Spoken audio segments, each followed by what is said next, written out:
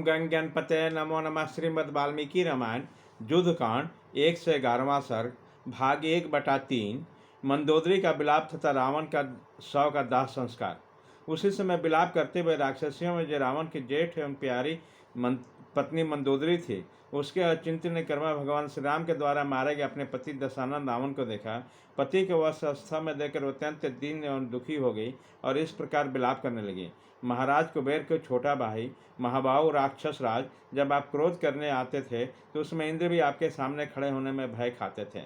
बड़े बड़े ऋषि यशस्वी गंधर्व और चारण भी आपके डर से चारों दिशा में भाग जाते थे। वहीं आप आज युद्ध में एक मानव मात्र राम से परास्त हो गए। राजन, क्या आपको इससे लज्जा नहीं आते? राक्षसेश्वर बोलिए तो सही, ये क्या बात है? आपने तीनों लोगों को जीतकर अपने को संपत्तिशाली एवं पराक्रमी बनाया। आपके वेग को सह लेना किसके लिए संभव था? फिर आप जैसे वीर को एक वनवासी मनुष्य ने कैसे मार डाला? आप ऐसे देश में विचरते थे जहाँ मनुष्यों की पहुंच नहीं हो सकती थी। आप इच्छानुसार रूप धारण करने में भी समर्थ हैं, तो अभी युद्ध में राम के हाथों से आपका विनाश हुआ, यह संभव और विश्वास के योग्य नहीं जान पड़ता। युद्ध के मुहाने पर सब ओर से विजय पाने वाले आपको श्री राम के द्वारा जो पराजय हुई, यह श्री राम का काम है, ऐसा मुझे विश्वास नहीं होता, जबकि आप उन्हें निरा मनुष्य समझते रहें, अथवा साक्षात काल या तर्कित माया रचकर आपके विनाश के लिए श्री राम के रूप में यहाँ आप पहुँचा था। महाबली वीर, अथवा यह भी संभव है कि साक्षात इंद्र ने आप पर आक्रमण किया, परंतु इंद्र की क्या शक्ति है जो युद्ध में आपकी ओर आंख उठाकर भी देख सकें, क्योंकि आप महाबली, महापराक्रमी और महातेजस्वी देव शत्रु थे। निश्चय ही वे श्री रामचंद्र जी महान योगी एवं सनातन परमात्मा हैं। इनका आदि मंत और अंत नहीं होगा। ये महान से भी महान अज्ञान अंधकार से परे तथा सबको धारण करने वाले परमेश्वर हैं, जो अपने हाथ में शंख चक्र और गदा धारण करते हैं, जिसके बस स्थलों में श्रीवत्स का चिन्ह है। भगवान लक्ष्मी जिनका कभी साथ नहीं छोड़ती, जिन्हें प्राप्त करना सर्वथा असंभव है, तथा जो नित्य स्थिर और संपूर्ण लोकों का अधीश्वर है, उन सत्य पराक्रमी भगवान विष्णु ने समस्त लोकों का हित करने की इच्छा से मनुष्य का रूप धारण करके बानर के रूप में प्रकट हुए संपूर्ण देवताओं के साथ आकर राक्षस सहित आपका वध किया है, क्योंकि आप देवताओं के शत्रु और समस्त संसार के लिए भयंकर थे।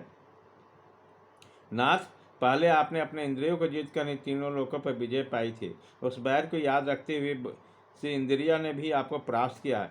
जब मैंने सुना कि जनस्थान में बहुत राक्षस से घिरे होने पर आपके भाई खर को श्री राम ने मार डाला, तब मुझे विश्वास हो गया श्री रामचंद्र जी कोई साधारण मनुष्य नहीं है। जिस लंका नगरी में देवताओं के प्रवेश होना कठिन हो, वहीं हनुमान जी बलपूर्वक घुस आए। उस समय भावी अनिष्ट की आशंका से व्यतीत उठा था। मैंने बारंबार कहा था, प्रनाथ, आप रघुनाथ जी जैसे से विरोध न कीजिए, परंतु आपने मेरी बात नहीं मानी। उसी का आज यह फल मिला। राक्षस राज, आपने अपने ऐश्वर्य का, शरीर का तथा स्वजनों का विनाश करने के लिए अकस्मात सीता की कामना की थी। दुर्मते, भगवत सीता दुर्वती और रोहिणी से भी बढ़कर पतिव्रता है। वह वसुधा को भी वसुधा और श्री की भी श्री है।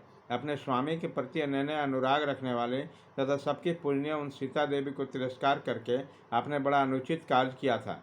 मेरे प्राणनाथ, सर्वांग सुंदरी शुभलक्षणा सीता निर्जन वन में निवास करती थी। आप छल से उन्हें दुख में डालकर यहाँ हार लाए, यह आपके लिए बड़े कलंक की बात है। मिथिलेश कुमारी के साथ समागम के लिए जो आपके मन में कामना थी, उसे तो आप पा नहीं पा सके, उल्टे उन पवित्र देवी की तपस्या से जलकर भस्म हो गए। अवश्य ऐसी बात हुई है। तन्वी सीता को अपहरण करते समय ही आप जलकर राख नहीं हो गए थे। यह आश्चर्य की बात है। आपकी जिस महिमा से इंद्र और अग्नि आदि संपूर्ण देवता आपसे डरते थे, उसी ने उस समय आपको दग्ध नहीं होने दिया। प्राण बल्लभ, इसमें कोई संदेह नहीं कि समय आने पर कर्ता को अपने पाप कर्म का फल अवश्य मिलता है। शुभ कर्म करने वाले को उत्तम फल की प्राप्ति है और पापी को पाप का फल दुख भोगना पड़ता है। विभीषण को अपने शुभ कर्मों के कारण सुख प्राप्त हुआ है और आपको दुख भोगना पड़ा है। आपके घर में सीता देवी से भी अधिक सुंदर रूप वाली दूसरी ज्योतियाँ मौजूद है, परंतु आप काम के वशीभूत होकर मोहब्बत से इस बात को समझ नहीं पाते थे। मिथिलेश कुमारी सीता न तो कुल में, न रूप में, न दाक्षिण्य आदि गुणों में मुझसे बढ़कर है। वह मेरे बराबर भी नहीं, परंतु आप मोहब्बत से इस बात की ओर ध्यान नहीं देते। संसार में कभी किसी भी प्राणी का मृत्यु का कारण नहीं होते। उस नियम के अनुसार मिथिलेश कुमारी सीता आपकी मृत्यु का कारण बन गई। आपने सीता के कारण होने वाली मृत्यु को स्वयं ही दूर से बुला लिया। मिथिलेश नंदिनी सीता अब शोक रहित होकर श्री राम के साथ विहार करेगी, परंतु मेरा पुण्य बहुत थोड़ा था, इसलिए वो जल्दी समाप्त हो गया। अब मैं शोक के गिर में समुद्र में गिर पड़ी। वीर, जो मैं विचित्र वस्त्राभूषण धारण करके अनुपम शोभा से संपन्न हो मन के अनुरूप विमान द्वारा आपके साथ कैलाश, मंदराचल, मेरु पर्वत, चैत्र रवनधन तथा संपूर्ण देवधन में बिहान करते हुए नाना प्रकार के देशों को देखते फिरते थे। वही मैं आज आपका वध हो जाने से समस्त काम भोगों से वंचित हो गई। मैं वही रानी मंदोदरी हूँ, किंतु आज दूसरी स्त्री के समान हो गई। राजाओं की चंचल राजलक्ष्मी को धिक्कार है। हा राजन, आपका जो सुकुमार मुखमंडल सुंदर भाव में मनोहर त्वचा और ऊंची नासिका से युक्त था, कांति, शोभा और तेज के द्वारा जो क्रमशः चंद्रमा, सूर्य और कमल को लज्जित करता था, किरटों का समूह जैसा जगमग बनाए रखता था, जिसके अधर तांबे के समान लाल थे, जिनमें दीप्तिमान कुंडल दमकते रहते थे, पान भूमि में जिनके नेत्र नशे से व्याकुल और चंचल देखे जाते थे, जो नाना प्रकार के गजरे धारण करता था, मनोहर और सुंदर था तथा मुस्कुराकर मीठी मीठी बातें किया करता था, वही आपका मुखारबिंद आज शोभा नहीं पा रहा। वह श्री राम के सायकों से विलीन होकर खून की धारा से रंग गया।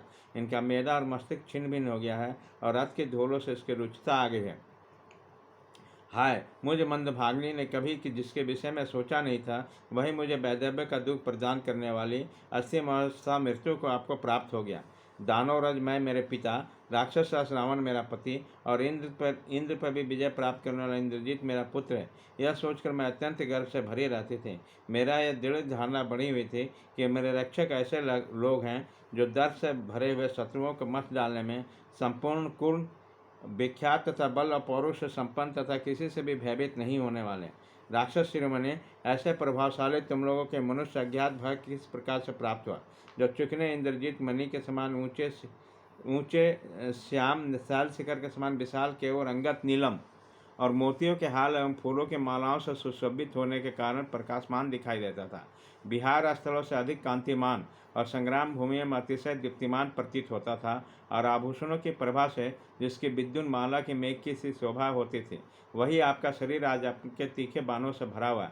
अतः यद्यपि आज इनका फिर से आपका स्पर्श करना मेरे लिए दुर्लभ हो जाएगा, तथापि इन बाणों के कारण मैं इसका उल्लंघन नहीं कर पाती हूँ। इस प्रकार श्रीमद् वाल्मीकि रामायण युद्ध कांड 111वां सर्ग भाग 1/3 खत्म।